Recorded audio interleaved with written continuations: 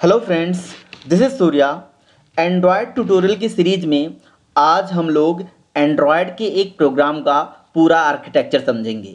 जब हम एक एंड्रॉयड की एप्लीकेशन एंड्रॉयड स्टूडियो में बनाते हैं तो एंड्रॉयड स्टूडियो उस पर्टिकुलर एप्लीकेशन का एक डायरेक्टरी स्ट्रक्चर क्रिएट करके हमें देता है और उस डायरेक्टरी स्ट्रक्चर का हमारे प्रोग्राम में क्या यूज़ होता है और कौन सा फाइल किस पर्टिकुलर प्रोग्राम से कैसे कैसे अटैच्ड होता है, कैसे वो लिंक्ड होता है, इसके बारे में हम सीखेंगे। दोस्तों, मैं आपको ये बता देना चाहता हूँ कि मैंने अपने पिछले ट्यूटोरियल में आपको एंड्रॉयड का इंट्रोडक्शन और एंड्रॉयड स्टूडियो को इंस्टॉल करना सिखाया था। अब आज के इस ट्यूटोरियल में हम लोग ये देखते हैं कि जब आप एंड्रॉयड स्टूडियो इंस्टॉल कर लेते हैं तो आपके सामने एक स्क्रीन आती है। ये जो दो स्क्रीन होती है जिसमें आप एक XML file activity_main.xml and main_activity.java, ये दो फाइल आप देखते हैं। main_activity.java एक एक्टिविटी क्लास होती है और कोई भी नॉर्मल क्लास एक्टिविटी क्लास तभी बनती है जब वो डायरेक्टली या इनडायरेक्टली एक्टिविटी को एक्सटेंड करती है। तो जो हमारी क्लास है जिसका नाम है मेन एक्टिविटी, ये एक एक्टिविटी क्लास है जो एप्ट कॉम्पैक्ट एक्टिविटी को एक्सटेंड करती है।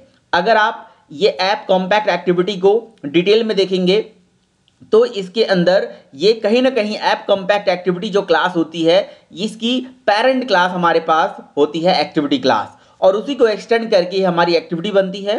एंड्रॉयड के अंदर एक एक्टिविटी बेसिकली एक स्क्रीन होती है और एक्टिविटी का जो डिटेल ट्यूटोरियल है मैं अपने नेक्स्ट वीडियो में आपसे शेयर करूंगा और एक्टिविटी के बारे में बताऊंगा कि एक्टिविटी की क्या यहाँ पे ज़रूरत है। तो ये एक जावा फाइल होती है, इसको मेक एक्टिविटी बोलते हैं, जो हमारे सामने एक स्क्रीन को रिप्रेजेंट करके देता है और उसकी करस्पॉन्डिंग यहाँ पे एक एक्सएमएल फाइल होती है। ये दो फाइल हमारे पास बाय डिफॉल्ट ओपन होके आती है। एक्सएमएल में पूरी डिजाइनिंग का कह सकते हो कोड लिखा जाता है एंड ये मेन एक्टिविटी.जावा के अंदर हम अपने प्रोग्राम का पूरा बिजनेस लॉजिक लिखते हैं। फिलहाल मैं इसे अभी क्लोज कर देता हूँ एंड यहाँ पे जब आप प्रोजेक्ट सबसे पहले एंड्रॉयड स्टूडियो ऑन करोगे तो यहाँ पे आप देखिए, यहाँ पे जो कर्सर है इस कर्सर के बगल में यहाँ पे एंड्रॉयड लिखा हुआ है। तो इस प्रोजेक्ट का जो बाय डिफॉल्ट मोड है वो एंड्रॉयड मोड है। यहाँ से कह सकते हो एंड्रॉयड स्टूडियो का रिकमेंडेड अप्रोच है कि अगर आप एक प्रोजेक्ट को यहाँ से देखना चाहते हैं तो आप अगर इसे प्रोजेक्ट फाइल मोड में आप अगर ओपन करेंगे तो थोड़ा सा आप डिटेल तरह से इसे देख सकेंगे, या आप ऐसे काम कर लीजिए इसे पैकेज मोड में भी ओपन कर सकते हैं। पैकेज मोड में आप ओपन करेंगे तो केवल पैकेजेस दिखाएगा, और अगर आप प्रोजेक्ट फाइल मोड में ओपन करते हैं या प्रोजेक्ट मोड में ओपन करते हैं तो एंड्रॉयड स्टूडियो का एक ऐसा डायरेक्टरी स्ट्रक्चर आपको समझ में आएगा जो पहले इक्लिप्स में हुआ करता था, और यहाँ पे इसकी लाइब्रेरीज एंड इसके करस्पॉन्डिंग यहाँ पे जावा फाइल इसका दिखाएगा। लेकिन मैं फिलहाल आपको इसे एंड्रॉयड मोड में समझाऊंगा। एंड्रॉयड मोड में थोड़ा बेटर अंडरस्टैंडिंग होती है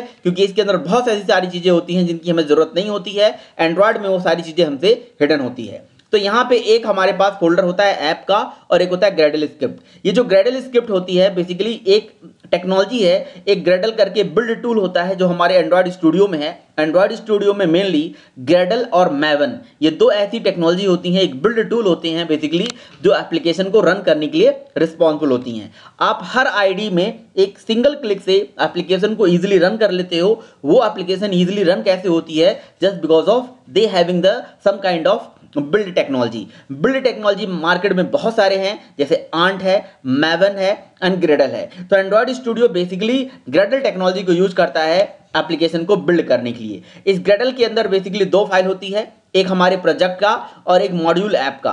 प्रोजेक्ट के लिए और मॉड्यूल ऐप के लिए। मॉड्यूल ऐप की जो ग्रेडल होती है, इस ग्रेडल में बहुत सारी एंट्रीज होती हैं जिसमें हमारी एप्लीकेशन के वर्जन का नाम, एप्लीकेशन से मिनिमम एसडीके क्या है, हमारा टारगेट एसडीके क्या है, ये सारी चीज़ें यहाँ पे मेंशन होती हैं। आप अगर अपनी एप्लीकेशन का जो वर्जन होता है उसे यहाँ से चेंज करना चाहते हैं तो मिनिमम एसडीके यहाँ से चेंज करके ये जो सिंक का ऑप्शन यहाँ पे दिखता है, यहाँ से आप एप्लीकेशन को सिंक करके फर्दर इस एप्लीकेशन में जो हमारी एपीआई लेवल है, एपीआई कंट्रोलिंग है, वो आप कर सकते हैं। अपार्ट फ्रॉम दीज, ये जो हमारा ग्रेडल टेक्नोलॉजी है, ये ग्रेडल का कंसेप्ट है।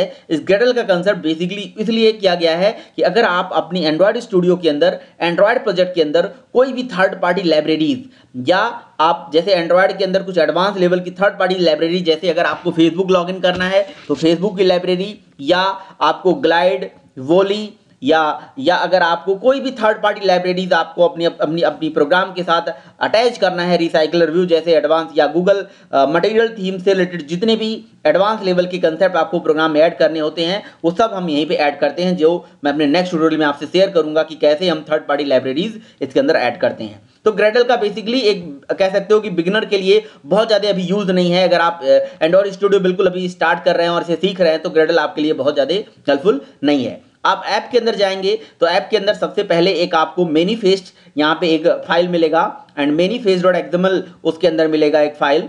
मैनिफेस्ट.xml जो होती है बेसिकली एक एप्लीकेशन में जितनी भी एप्लीकेशन स्पेसिफिक इंफॉर्मेशन होती है सब इसी के अंदर होती है। हमारा जो एंड्रॉयड का रन टाइम एनवायरनमेंट होता है जो हमारी एप्लीकेशन को रन करता है इस मैनिफेस्ट से ही सारी इंफॉर्मेशन को रीड करता है। मैनिफेस्ट कह सकते हो कि एक ऐसी एप्लीकेशन फाइल होती है, एक ऐसा हमारे पास एक्सएमएल फाइल होती है जिस एक्सएमएल फाइल से हमारे एंड्रॉयड स्पेसिफिक सारी इंफॉर्मेशन हमारा रन टाइम एनवायरनमेंट लेता है। जैसे हमारी एप्लीकेशन के पैकेज का नाम क्या है, हमारी एप्लीकेशन में कितनी एक्टिविटीज़ हैं, हमारी एप्लीकेशन में किन किन एप्लीकेशन के लिए कौन कौन से परमिशन दिए गए हैं, कौन एक्टिविटीज हमारी सबसे पहले लॉन्च होगी, ये सारी परमिशंस हमारी इस मैनिफेस्ट के अंदर लिखा होता है। इसमें सबसे पहला लाइन जो होता है ये एक्सएमएल के वर्जन या एक्सएमएल के प्रोसेस इंस्ट्रक्शन को रिप्रेजेंट करता है। इसके बाद यहाँ पे हमारे पास होता है मैनिफेस्ट का स्कीमा।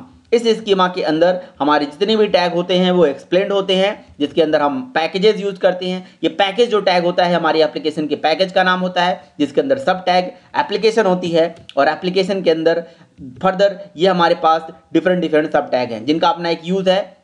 ये बैकअप अलाउ ट्रू करने का मतलब ये होता है कि हमारी एप्लीकेशन जो भी हमारे पास एप्लीकेशन रन हो रही है उसका एक बैकअप ये स्टोर करके रखेगा। एंड इसके साथ हमारे पास इमेज आइकॉन, बेसिकली जब हमारी एप्लीकेशन लॉन्च होगी तो उसका एक लॉन्चर आइकॉन यहाँ पे एंड्रॉयड कॉलन आइकॉन करके यहाँ पे मैप करा गया है। इसके अलावा ये जो हमारा सब टैग है जिसका नाम है एक्टिविटी, ये टैब है लेबल टैब जो बेसिकली हमारी एप्लीकेशन के लेबल को रिप्रेजेंट करता है। एंड इसके नीचे थीम एक्टिविटी में लिखा हुआ है कि हमारे पास एक मेन एक्टिविटी होगी, मेन एक्टिविटी के करस्पॉन्डिंग यहाँ पे इंटेंट फिल्टर ये जो टैग होता है ये बेसिकली जिस एक्टिविटी के साथ लिखा होता है उस एक्टिविटी के साथ कौन सा एक्शन परफॉर्म होना है ये इंटेंट फिल्टर यहाँ से डिसाइड करता है। अगर हमारे इंटेंट फिल्टर के साथ यहाँ एक्शन डॉट मेन लिखा हुआ है इसका मतलब ये वाली एक्टिविटी जो मेन एक्टिविटी है ये हमारा सबसे पहले एक्टिविटी होगी जो हमारे प्रोग्राम के अंदर एग्जीक्यूट होगी। एंड उसके साथ जैसे आप समझ लो कि यहाँ पे जावा के एक प्रोग्राम में जैसे मेन मेथड लिखा होता है बिल्कुल इसी तरह से यहाँ पे इंटेंट में इंटेंट.action.main ये स्पेसिफाई करता है कि ये एक्टिविटी सबसे पहले हमारे प्रोग्राम में एग्जीक्यूट होने वाली है एंड ये तुरंत लॉन्च हो जाएगी। इसके लिए हमारे पास एंड्रॉयड की इंटेंट की कैटेगरी होती है, कैटेगरी डॉट लॉन्चर ये स्पेसिफाई करता है ये वाली एक्टिविटी हमारी सबसे पहले मोबाइल फ़ोन में अंदर लॉन्च होने वाली है। तो दोस्तों इस तरह से हमारे पास मैनिफेस्ट फाइल बेसिकली एक एप्लीकेशन के अंदर परमिशंस, उस पर्टिकुलर एप्लीकेशन के आइकॉन, लेबल एंड उसके करस्पॉन्डिंग जितनी भी एक्टिविटीज़ होती हैं प्रोग्राम में वो सारी एंट्रीज यहाँ पे करा जाता है। ऐसा आप बोल सकते हो कि एंड्रॉयड रन टाइम एनवायरनमेंट जब भी हमारे एप्लीकेशन को रन करता है तो मैनिफेस्ट.xml से सारे परमिशंस उठाता है, वो सारी चीज़ें मैनिफेस्ट से उठाता है, मैनिफेस्ट से डिसाइड करता है कि कौन सी एक्टिविटी पहले लॉन्च होनी है, उस एक्टिविटी का क्या इमेज है और उसका क्या लेबल है, और उसके बाद उस पर्टिकुलर एक्टिविटी को वो रन टाइम पे लोड करते हुए उस एक्टिविटी को इंस्टेंशिएट करेगा। और ये सारा चीज़ इस हमारे कह सकते हो एंड्रॉयड के रन टाइम एनवायरनमेंट में मैनेज्ड है कि हमारी एक्टिविटी को वो कैसे लॉन्च करने वाला है, कैसे एग्जीक्यूट करने वाला है। तुरंत वो हमारी एक्टिविटी को इंस्टेंशिएट करेगा, लोड करेगा रन टाइम पे यूजिंग class.forName और न्यू इंस्टेंस के थ्रू उसका ऑब्जेक्ट बनाएगा, देन एक्टिविटी की लाइफ साइकिल मेथड कॉल हो जाएगी। इस तरह से हमारा जो मेन एक्टिविटी जो जावा होती है बेसिकली इस जावा के अंदर सारे बिजनेस लॉजिक लिखा जाता है, इसके लाइफ साइकिल के मेथड हैं, इसकी लाइफ साइकिल का जो मेथड का डिटेल ट्यूटोरियल है मैं आपको नेक्स्ट वीडियो में शेयर करूंगा और बताऊंगा। यही से हमारी एक्टिविटी क्लास लोड होती है। सबसे पहले उसका ऑन क्रिएट मेथड चलता है, ऑन क्रिएट मेथड के चलते ही यहाँ से सेट कंटेंट व्यू मेथड में r.layout.activity.main से हमारी एक्टिविटी को ये इंटेलिजेंस मिलता है कि हमारी यहाँ पे आप अगर कंट्रोल करके यहाँ पे एरो लेके जाओगे इस एक्सएमएल पे जैसे क्लिक करोगे इसके करस्पॉन्डिंग जो हमारी एक्सएमएल फाइल होगी जो कि यहाँ पे होती है रेस के अंदर होती है, रेस के अंदर लेआउट के अंदर activity.xml, इस एक्सएमएल के अंदर ये जो हमारा एक्सएमएल के करस्पॉन्डिंग स्क्रीन है वो यहाँ पे दिख जाती है। एंड ये जो हमारा लेआउट है, लेआउट के ऊपर एक ड्रॉएबल फोल्डर होता है, ड्रॉएबल फोल्डर के अंदर हम अपनी एप्लीकेशन स्पेसिफिक कह सकते हो कि जो हमारे पास ऐसे एक्सएमएल जो यूज़र डिफाइन एक्सएमएल है वो एक्सएमएल हम यहाँ पे संभाल के रखते हैं। एंड MIP मैप जो हमारा स्पेशली फोल्डर बनाया गया है, यहाँ पे हम लॉन्चर आइकॉन संभाल के रखते हैं। एंड वैल्यूज़ के अंदर हम कलर, डायमेंशन, स्ट्रिंग एंड उसके करस्पॉन्डिंग स्टाइल को संभाल के रखते हैं।